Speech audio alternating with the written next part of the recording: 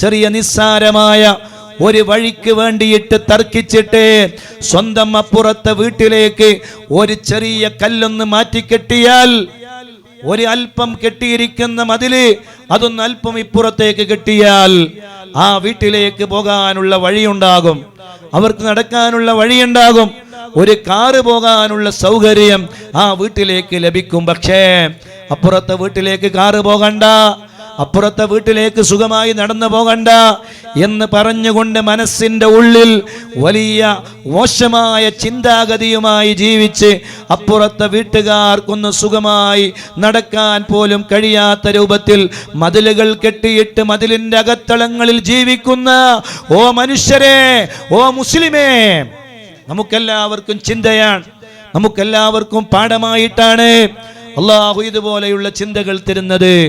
അള്ളാഹു നമ്മുടെ ആഖിബത്ത് നന്നാക്കി തരട്ടെ.